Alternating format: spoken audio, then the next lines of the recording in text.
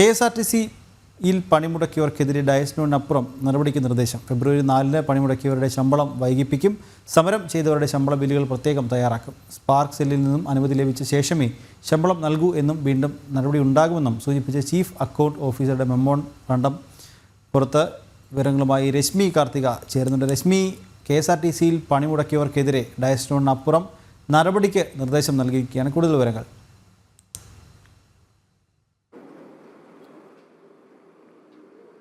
ഫെബ്രുവരി 4-ാം തീയതിയാണ് കോൺഗ്രസ് അനുകൂല സംഘടനയായ TDF-ന്റെ സമരം പ്രഖ്യാപിച്ചത്. സമരം സംസ്ഥാനമൊട്ടാകെ അവർ പണിമുടക്ക് നടത്തിയിരുന്നു. അതിൽ അന്ന് സർക്കാർ ഡയസ്നോൺ അടക്കം പ്രഖ്യാപിക്കുന്ന ഒരു സാഹചര്യം ഉണ്ടായിരുന്നു. ഇപ്പോൾ മാനേജ്മെന്റിന്റെ ഭാഗത്തു നിന്നും വിചിത്രമായൊരു നടപടി ഉണ്ടായിരിക്കുകയാണ്.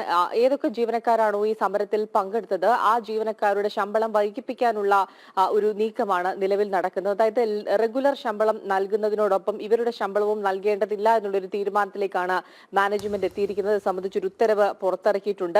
റെഗുലർ ശമ്പള ബില്ലിന്റെ കൂടെ എഴുതരുത് എന്നുള്ളതാണ് ഈ ഉത്തരവിൽ പറയുന്ന ഒരു കാര്യം. ഇവരുടെ ബില്ലുകൾ പ്രത്യേകമായി സ്പാർക്ക് സോഫ്റ്റ്വെയറിൽ അപ്ലോഡ് ചെയ്യണം എന്നുള്ളതാണ് മാനേജ്മെന്റിന്റെ നിർദ്ദേശം. ഈ ഡയസ്നോൺ പ്രഖ്യാപിച്ചതിന് പുറമെയാണ് ഇത്തരത്തിലുള്ളൊരു നീക്കം കൂടി സർക്കാരിന്റെ ഭാഗത്തു ഉണ്ടാകുന്നത്. ഈ സമരം നടത്തിയത് തന്നെ എല്ലാ മാസവും കൃത്യമായി ശമ്പളം ലഭ്യമാക്കുന്നില്ല എന്നുള്ള ഒരു പരാതിയായിരുന്നു ഈ സമരക്കാർ മുന്നോട്ട് വെച്ചത്. അതായത് 2 ഗഡുക്കളായി ശമ്പളം നൽകുമെന്ന് പറഞ്ഞെങ്കിൽ പോലും അതുപോലും 5-ാം തീയതി ആയാലും 6-ാം തീയതി ആയാലും കിട്ടാത്തൊരു സാഹചര്യമുണ്ട്.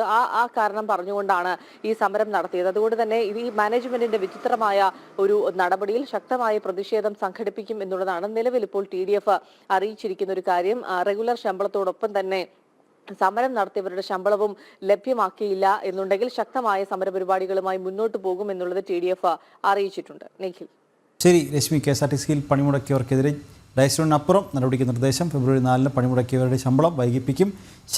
സമരം ചെയ്തവരുടെ ശമ്പള ബില്ലുകൾ പ്രത്യേകം തയ്യാറാക്കാനും നിർദ്ദേശം നൽകിയിട്ടുണ്ട്. വിവരങ്ങൾ നൽകുകയായിരുന്നു രശ്മി കാർത്തിക.